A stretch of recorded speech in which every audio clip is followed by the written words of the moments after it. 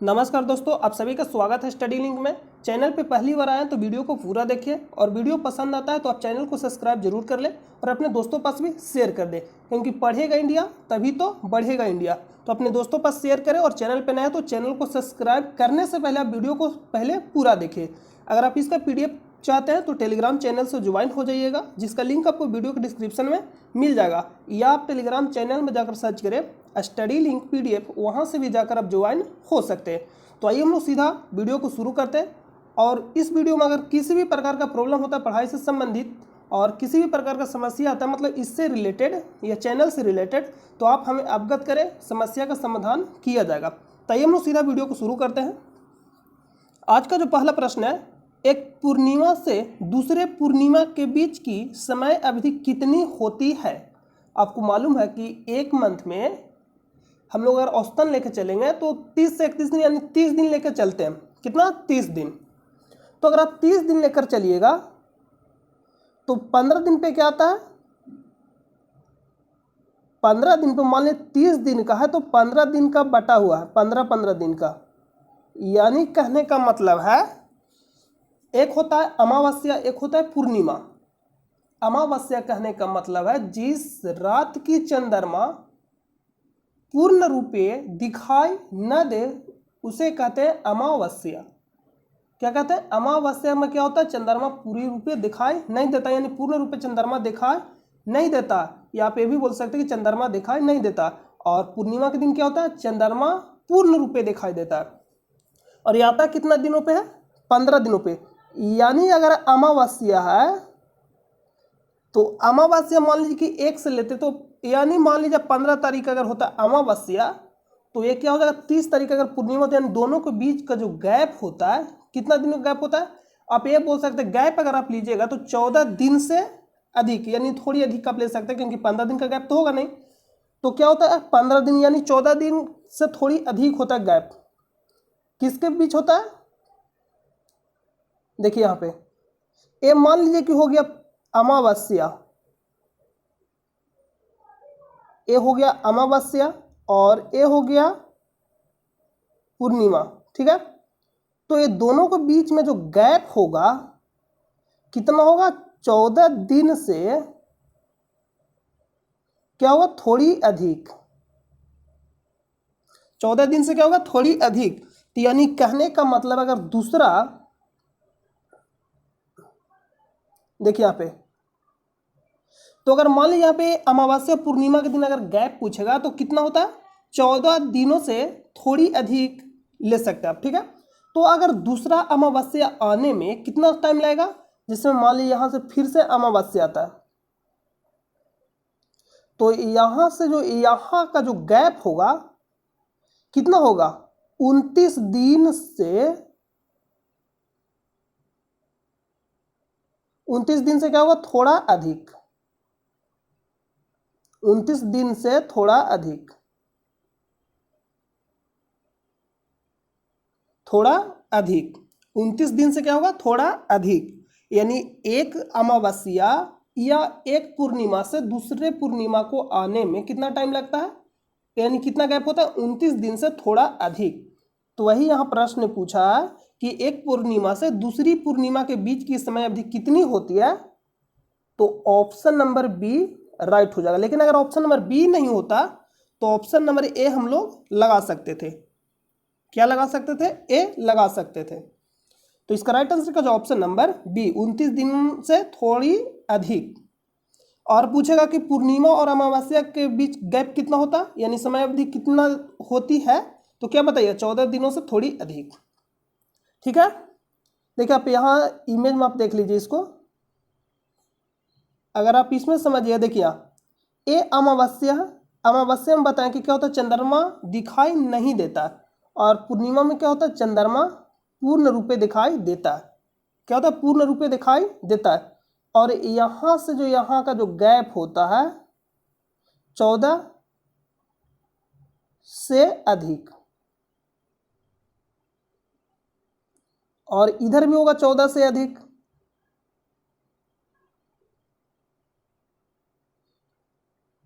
चौदह से अधिक यानी गैप होता है, लेकिन अगर यहां से यहां फिर से आएगा अमावस्या से अमावस्या, तो कितना दिनों का गैप हो जाएगा? 29 दिन। 29 दिनों से थोड़ा अधिक। नेक्स्ट प्रश्न है, सिंधु घाटी को सोनार घाटी से जोड़ने वाली शाही सड़क का निर्माण किसने कराया था? और ये सोनार घाटी स्थित कहाँ है? एमपी यानी मध्य प्रदेश में। तो इसका राइट आंसर क्या हो जाएगा? Option number d, Sher Shah Suri के द्वारा कराया गया था इसका निर्माण। और शाहजहां के काल को क्या कहते हैं? मुगल काल में यानी स्वर्ण काल कहते हैं, स्वर्ण काल। हुमायूं के द्वारा, और किसके द्वारा लड़ा गया था? हुमायूं और किसके बीच लड़ा गया था? देखिए, युद्ध हुआ था हुमायूं और शेरशाह के बीच। किसके बीच हुआ था? शेरशाह के बीच। हुमायूं और शेरशाह के बीच दो युद्ध हुआ था। एक चौसा का युद्ध हुआ था 1939 बोले क्या? 1939 नहीं होगा, 1500 होगा यहाँ। तो देखिए 1539 कौन सा युद्ध हुआ था? चौसा का युद्ध लड़ा। और पराजित कौन हुआ? हुमायूं। और जीता कौन? शेरशाह।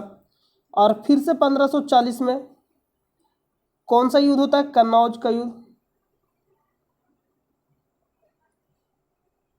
कन्नौज का युद्ध। और इसमें पराजित कौन होता है? हुमायूं। फिर से कौन जीतता है? शेरशाह। अकबर 1556 में पानीपत का सेकेंड युद्ध किसके बीच होता है? अकबर और हेमू के बीच। अकबर और हेमू के बीच पानीपत का सेकेंड युद्ध 1556 ईस्वी में। तो और इसमें पराजित कौन होता है? हेमू। और विजय कौन होता है? अकबर। नेक्स्ट प्रश्न पे चलते हैं, राष्ट्रीय जैविक रसायन उद्योग लिमिटेड की स्थापना किस वर्ष की गई थी? 1961। और 1951 से लेकर 56 तक फर्स्ट पंचवर्षीय योजना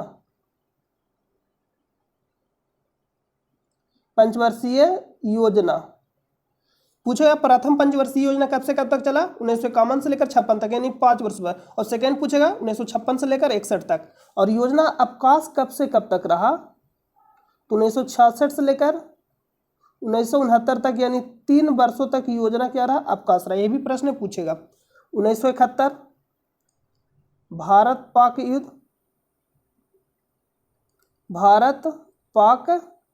युद्ध हुआ 1971 में। तो इसका राइट आंसर क्या होगा? ऑप्शन नंबर डी, इस प्रश्न का।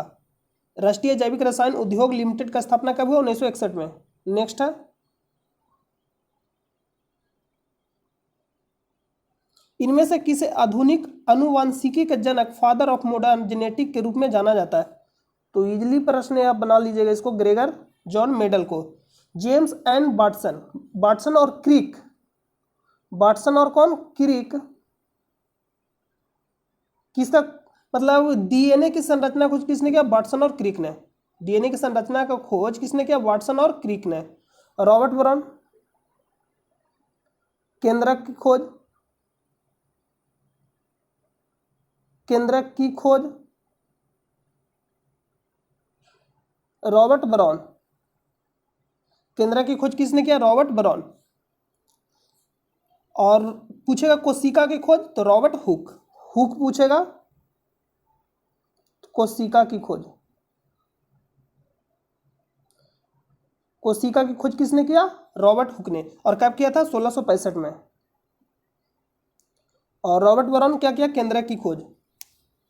नेक्स्ट प्रश्न पे चलते हैं, और कोशिका सिद्धांत किसने दिया? ये भी प्रश्न पूछता है। तो 1839 में स्लाइडेन और सवान, इसको नोट करिए, स्लाइडेन और सवान ने क्या दिया? कोशिका सिद्धांत।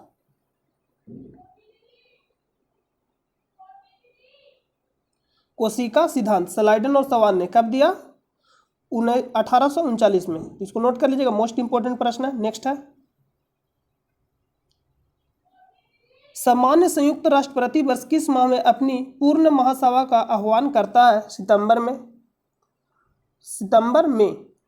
और संयुक्त राष्ट्र संघ की स्थापना कब किया गया था? 24 अक्टूबर 1945। और शुरू में कितने देश हस्ताक्षर किए थे? 51। वर्तमान में कितने हैं? 193। नेक्स्ट प्रश्न पे चलते हैं। और देखिए मार्च वाला जो दे रहा, मोस्ट इंपोर्टेंट दे रहा। देखिए 22 मार्च को कौन सा दिवस मनाया जाता है? 22 मार्च को कौन सा दिवस मनाया जाता है? तो जल दिवस। कौन सा? 22 मार्च।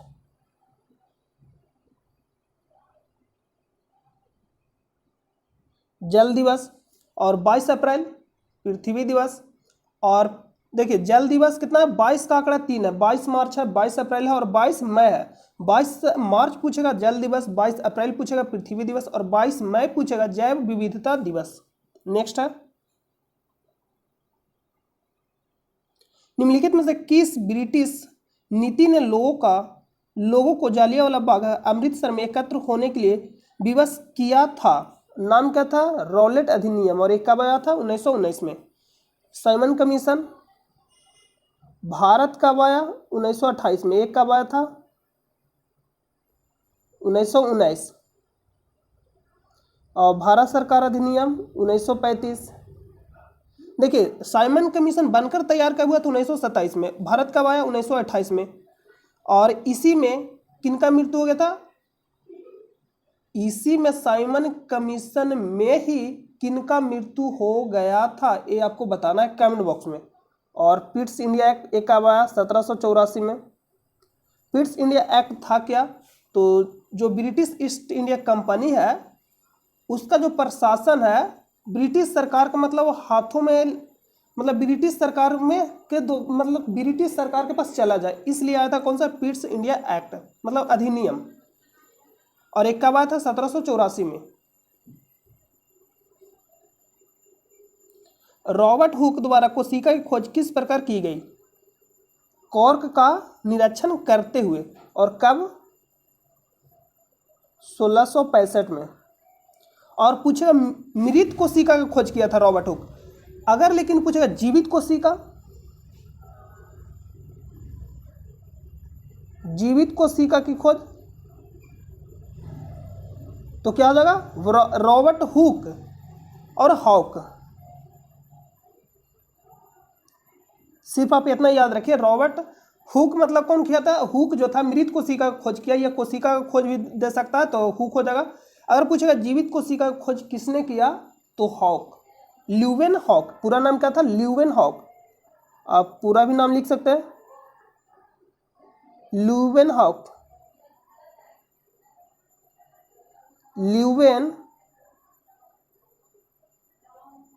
Leeuwen hoc. नेक्स्ट है, आधा लाख होगा वहां ल्यूवेन में। निम्नलिखित में से कौन सा राजनीतिक कभी भी लोकसभा में सदन का नेता नहीं रहा है? नाम क्या था? श्री मनमोहन सिंह। और नरेंद्र मोदी वर्तमान में प्रधानमंत्री है। प्रणब मुखर्जी आपको मालूम है राष्ट्रपति। अटल बिहारी वाजपेयी।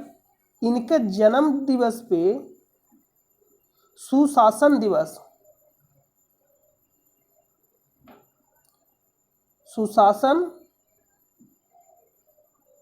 दिवस मनाया जाता है। किनके जन्म दिवस पे? अटल बिहारी वाजपेयी जी का जन्म दिवस पे। और इसी दिन कौन सा दिवस मनाया जाता है? Christmas day. नेक्स्ट प्रश्न पे चलते हैं। और ये भारत के कौन से नंबर के प्रधानमंत्री है? 15वें नंबर के प्रधानमंत्री हैं। तो प्रश्न ये पूछेगा कि भारत के 15वें नंबर के प्रधानमंत्री कौन है, ये नहीं पूछेगा वर्तमान में कौन है। नेक्स्ट है, अनुच्छेद 170 के अनुसार प्रत्येक राज्य की विधानसभा में सीटों की संख्या डॉट से अधिक नहीं होनी चाहिए, 500 से अधिक नहीं होनी चाहिए। ऑप्शन नंबर एक क्या है? राइट है। सरला। देखिए शासन संसद 79, राज्य से राज्यसभा 80, लो से लोकसभा 81। लिख लीजिए संसद, राज्यसभा। सीधा प्रश्न पूछा जाएगा, अभी हाल ही में यूपी पेट में पूछा गया। राज्यसभा, लोकसभा, लोकसभा। नेक्स्ट है,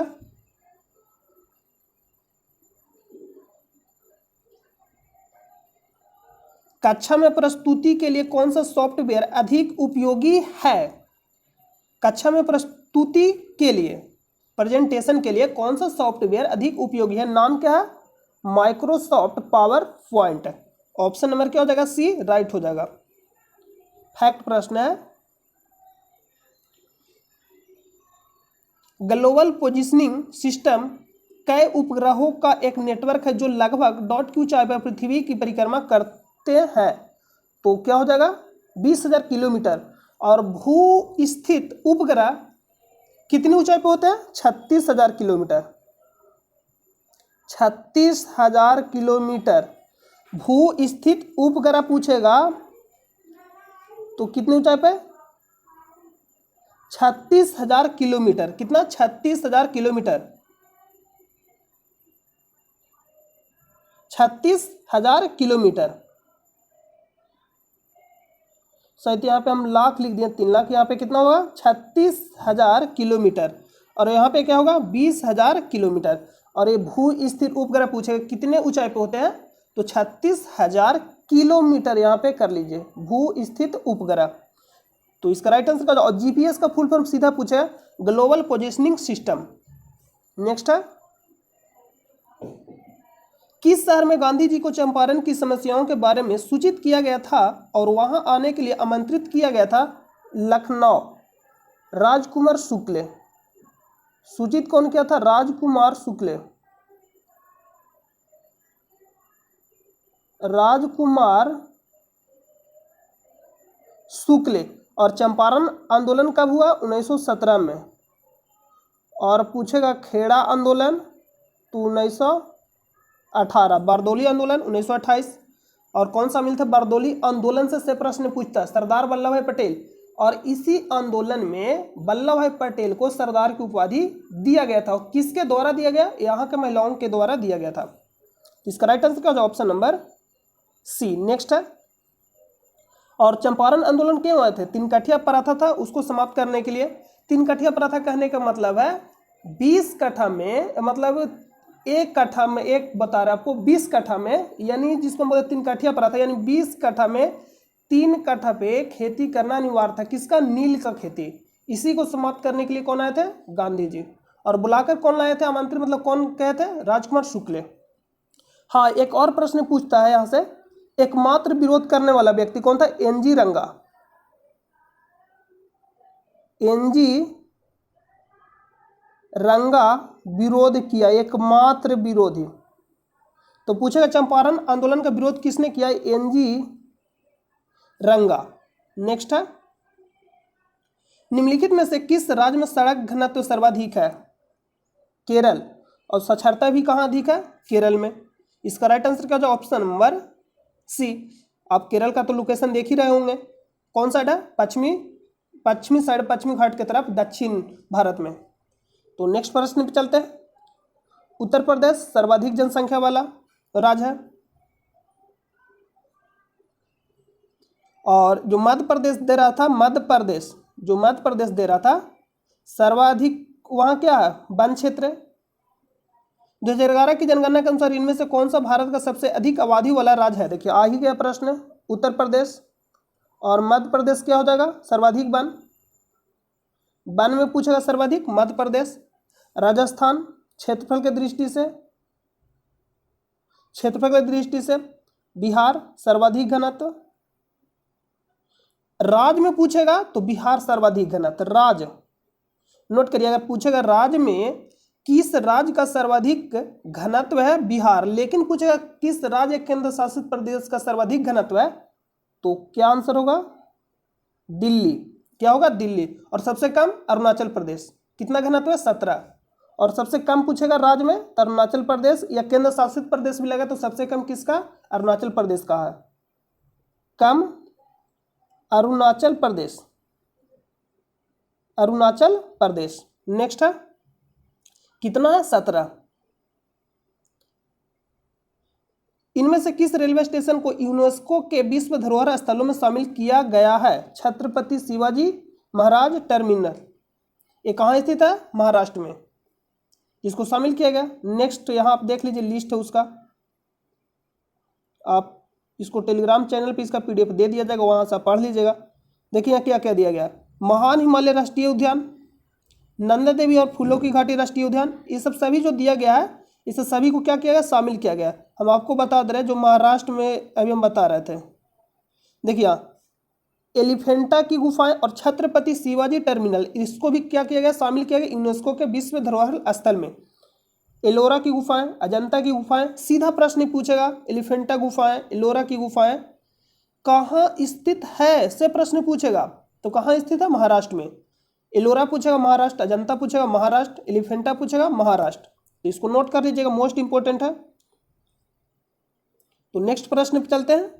और यहाँ पे सूर्य मंदिर कहाँ स्थित है, उड़ीसा में। तो इसको आप टेलीग्राम चैनल पर इसका प्रोवाइड कर दिया जाएगा PDF, वहां से आप आराम से इसको पढ़ लीजिएगा। नेक्स्ट है, इनमें से कौन सी नदी दादरा और नगर हवेली में बहती है, दमन गंगा या दमन। ऑप्शन नंबर क्या हो जाएगा, 3 राइट हो जाएगा। गोदावरी मोस्ट इंपोर्टेंट है। दक्षिण की गंगा, अगर पूछेगा दक्षिण भारत की गंगा तो चेंज हो जाएगा आंसर, दक्षिण भारत की गंगा तो क्या हो जाएगा, कावेरी।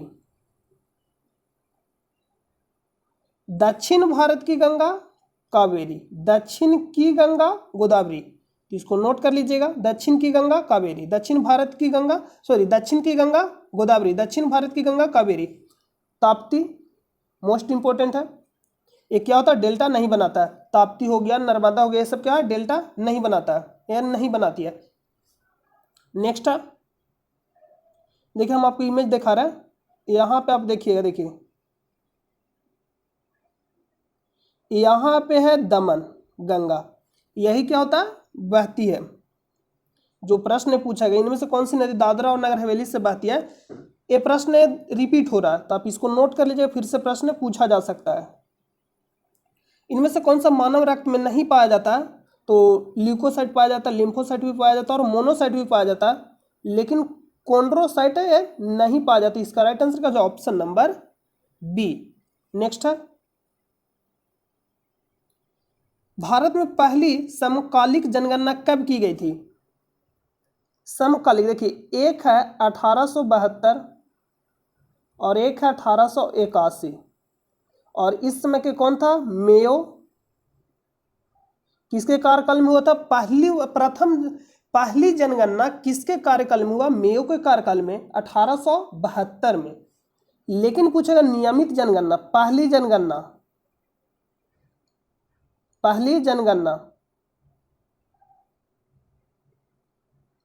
जनगणना, लेकिन पूछेगा 10 वर्ष पे जो अभी जनगणना पर मतलब 10 वर्ष पे होता है, यानी नियमित कर दिया गया कि 10 वर्ष पे जनगणना किया जाएगा। तो ये कब से शुरू हुआ, 10 वर्ष पे।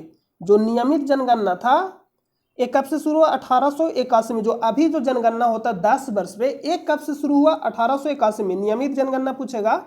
अगर पूछेगा पहली बार जनगणना कब किया गया, 1872 में। किसके कार्यकाल में, मेयो के कार्यकाल में। नियमित जनगणना पूछेगा तो किसके कार्यकाल में, रिपन के कार्यकाल में। और कब किया गया, 1881 में। और कितने वर्षों पे बनाया गया इसका अवधि, 10 वर्ष। नेक्स्ट है,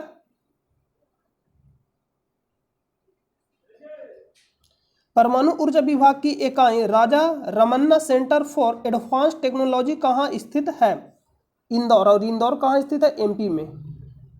ये कहाँ स्थित है, MP में। Raja Ramanna centre for advance technology कहाँ स्थित है, इंदौर में। नेक्स्ट है, इनमें से किसने लाल कुर्ती आंदोलन चलाया था, खान अब्दुल गफ्फार खान।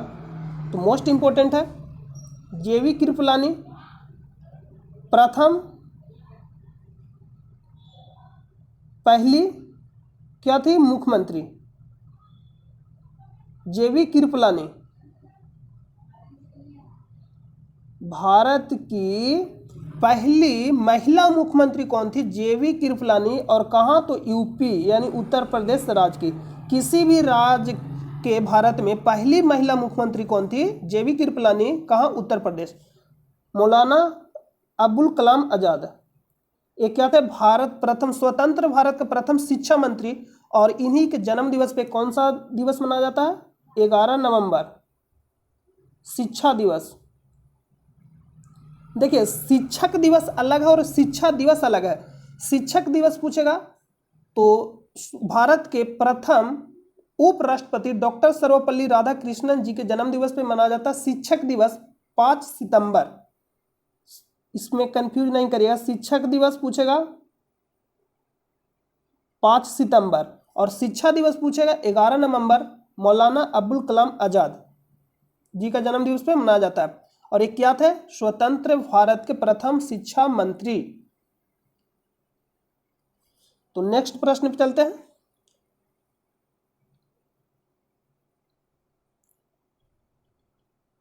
नेक्स्ट प्रश्न है,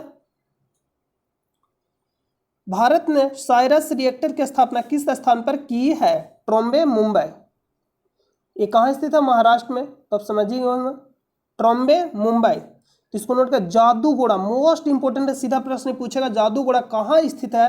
झारखंड। और किस लिए प्रसिद्ध है? यूरेनियम। यूरेनियम के लिए यह प्रसिद्ध है। ये किस लिए प्रसिद्ध है? यूरेनियम के लिए प्रसिद्ध है। यूरेनियम का खाना। जादूगोड़ा कहाँ स्थित है? झारखंड में। किस लिए प्रसिद्ध है? यूरेनियम के लिए। इंदौर मध्य प्रदेश। कलपक्कम सीधा प्रश्न पूछेगा, नाभिकीय संयंत्र है, कहाँ स्थित है? तमिलनाडु में। मोस्ट इंपोर्टेंट है। नेक्स्ट है,